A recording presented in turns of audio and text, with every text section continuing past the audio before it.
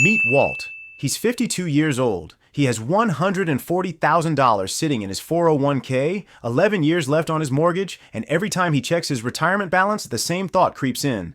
I started too late. I missed the years that really mattered. No matter what I do now, it's probably not going to be enough. Now meet Neil. He's also 52. Same $140,000 in his retirement account. Same salary, same mortgage, and for years, he carried that exact same feeling, that he had shown up to the investing party long after everyone else had already left.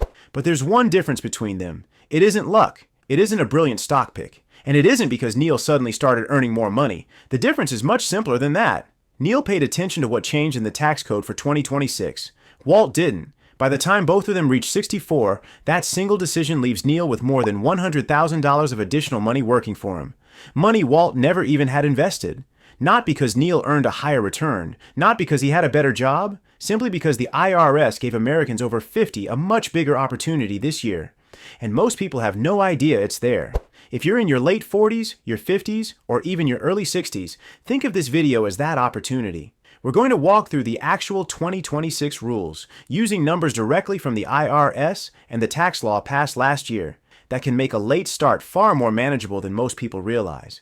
No motivational speeches, no empty promises, just practical math that you can apply to your own retirement plan before this video is over. Here's what we'll cover. First, the new contribution limits the IRS introduced for catch-up savers, and the unique 4-year window that disappears forever once you turn 64. Second, a tax deduction for REIT dividends that's now permanent law. Yet most dividend investors still don't know it exists. And finally, the two biggest mistakes that can quietly erase all of those advantages before they ever have a chance to compound. Let's start with the number that changes everything. Here's the big headline. For 2026, the IRS increased the annual 401k contribution limit to $24,500. If you're 50 or older, you're also allowed to make a catch-up contribution, and that limit went up too, from $7,500 to $8,000. That means you can now contribute $32,500 a year toward retirement.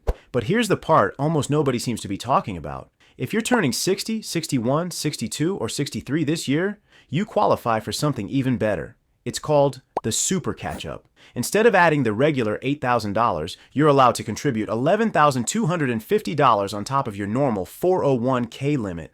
That brings your total annual contribution to $35,750. The catch? You only get that opportunity for 4 birthdays. Once you turn 64, it's gone. From that point on, you're back to the regular catch-up contribution. I like to think of this as your catch-up ceiling. The older you get, the higher that ceiling rises, until one day it doesn't. And that's exactly where Neil pulls ahead of Walt. From age 52 through 59, Neil contributes the full $8,000 catch-up every single year. Walt doesn't. To him, catch-up contributions feel optional, more like a bonus feature than something that actually matters. So year after year, he sticks to the standard contribution limit. By the time they both reach 60, Neil has already invested $64,000 more than Walt. Then the super catch-up kicks in. For the next 4 years, Neil maxes it out. $11,250 a year for 4 years adds another $45,000. Walt still skips it. Now put those two numbers together. $64,000 plus $45,000 equals $109,000. That's $109,000 of additional principal that Neil put to work simply because he used the contribution room the IRS made available. This isn't a return estimate. It's not based on stock market performance. It's not assuming higher investment returns. It's simply the amount of extra money Neil was allowed to contribute under the rules laid out in IRS Notice 2025-67. Whatever those dollars earn over the years is on top of that. So that's one side of the equation, retirement accounts. But if your goal is eventually living off dividend income, not just watching your 401k balance grow, there's another 2026 change you should know about. And this one has nothing to do with retirement accounts. Let's take a look. So far, we've talked about retirement accounts. But if you're planning to eventually live off your investments, not just grow a bigger 401k, there's another change for 2026 that deserves your attention. And this one happens outside your retirement account. Last July, Congress passed a tax law called the One Big Beautiful Bill Act. One of the biggest changes for dividend investors flew almost completely under the radar. It made the 20% deduction on REIT dividends permanent. Before this law, that deduction was scheduled to expire at the end of 2025. Now, it's here to stay. So, what does that actually mean?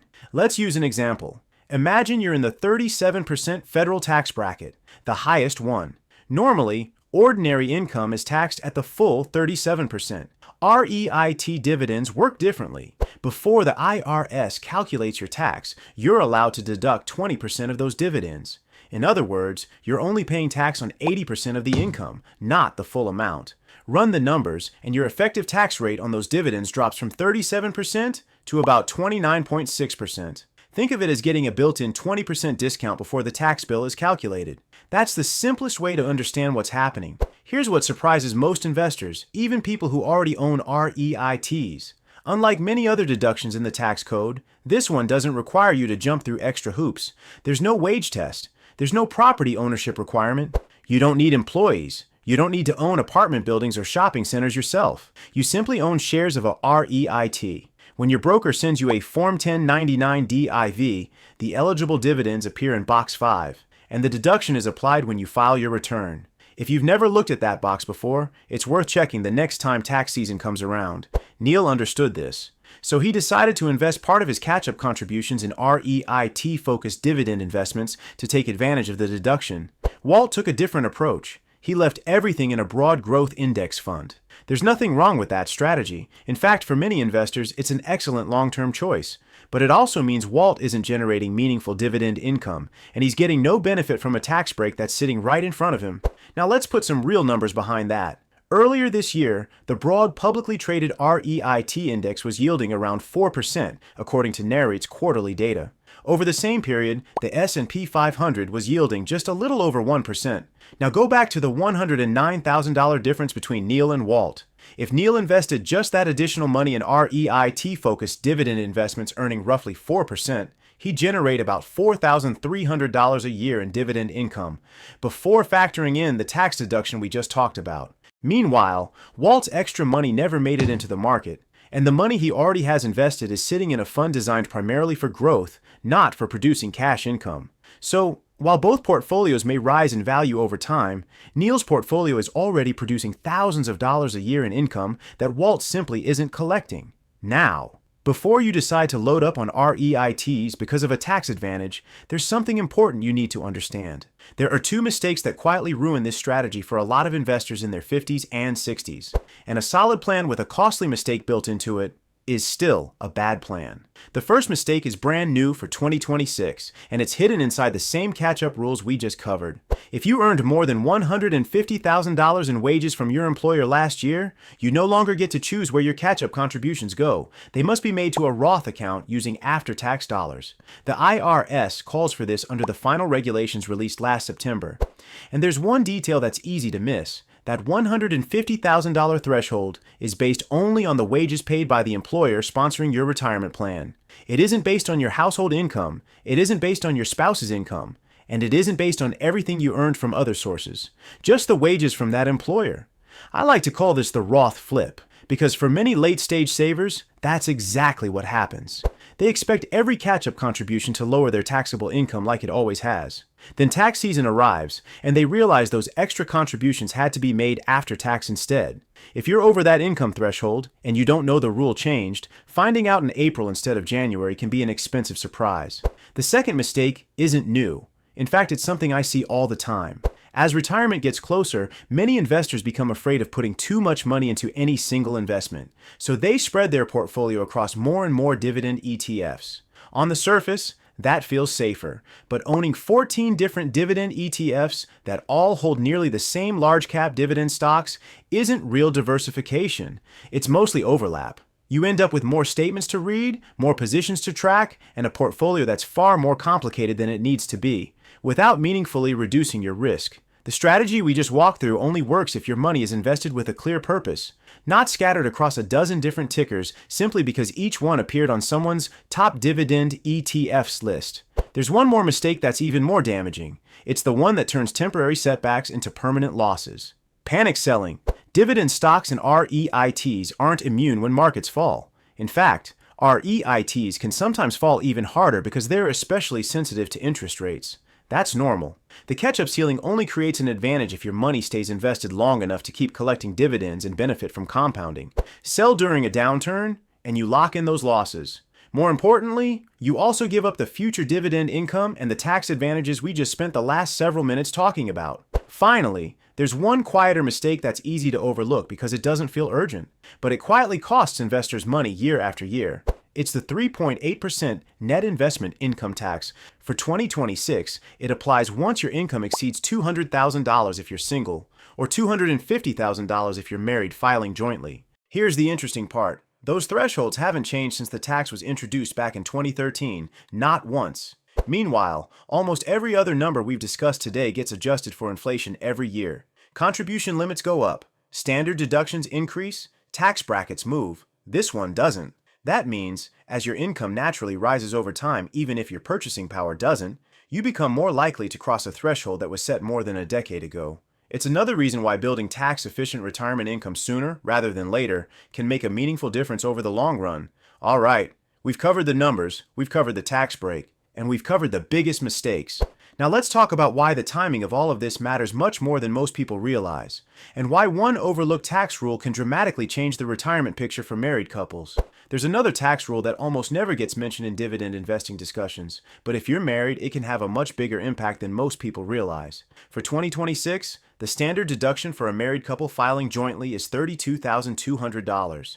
If one spouse passes away, things change quickly. The following year, the surviving spouse typically files as single, and that standard deduction drops to $16,100.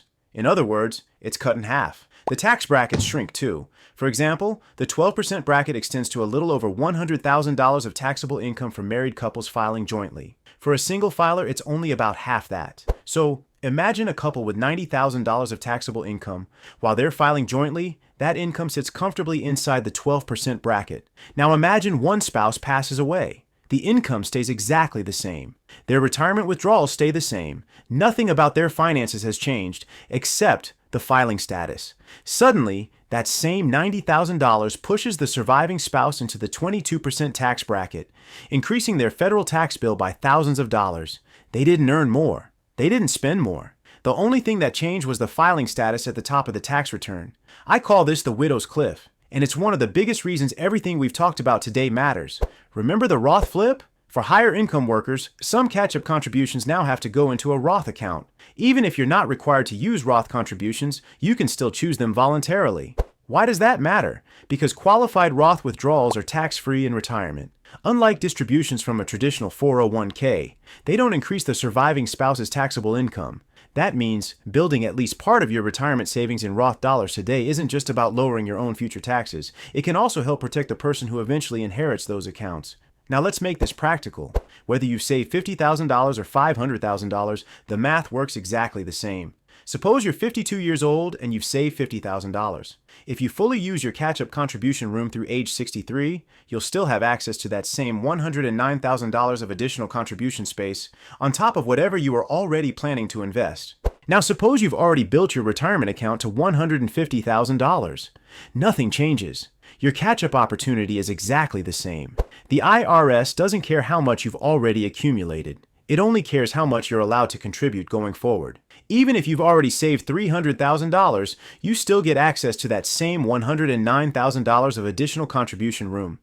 The difference is that more of your final retirement balance comes from money you intentionally contributed, not from hoping the market does all the heavy lifting. Here's an easy way to calculate your own number. Start with your current age and count how many years remain until you turn 64. For every year before age 60, multiply by $8,000. For every year from 60 through 63, multiply by $11,250. Add those two numbers together. That's your personal catch-up ceiling, the extra contribution room that's available because of your age, not in spite of it. And if you'd rather not calculate it yourself, I've made it easy. The free Dividend Snowball Calculator, linked in the description, will do the math automatically using your own numbers. If you also want to model the REIT tax treatment, different contribution scenarios, and several retirement income projections, that's exactly what the full Dividend Income Toolkit was built for. So, let's bring everything together. The catch-up ceiling gives you access to as much as $109,000 in additional retirement contributions between now and age 64, on top of whatever you were already planning to save. The 20% REIT deduction permanently lowers the effective tax rate on eligible REIT dividends. For investors in the highest federal tax bracket, that brings the effective rate down to roughly 29.6%. The Roth flip means higher income workers earning more than $150,000 from their employer may be required to make catch-up contributions with after-tax dollars instead of pre-tax dollars. And the widow's cliff is a reminder that building at least part of your retirement savings in Roth accounts today can help protect a surviving spouse from a much larger tax bill later. None of these opportunities require a higher salary. None of them require finding the next hot stock. And none of them depend on starting your investing journey in your 20s. They simply require understanding the rules that already exist and actually taking advantage of them. That's the difference between Walt and Neil. Walt is going to be okay. Nothing in this story suggests he's headed for financial disaster, but Neil reaches retirement with $109,000 more of his own money invested, plus every dollar that money earned over the years through compounding. Not because he was smarter, not because he got lucky, and not because he started decades earlier. His advantage came from something much simpler. He understood the 2026 rules, and he used them. Walt never did. Sometimes the biggest difference in retirement isn't earning more. It's knowing which opportunities are available before the window closes. If you're wondering where to actually invest those extra contributions once they're inside your account, I've got another video that walks through exactly that. In the best ETFs to live off dividends in America, we'll look at some of the strongest dividend-focused ETFs for building long-term retirement income. And it picks up right where this video leaves off. And before you go, I have one question for you. How many years do you have left until you turn 64? Let me know down in the comments. I genuinely like to see where everyone watching is starting from.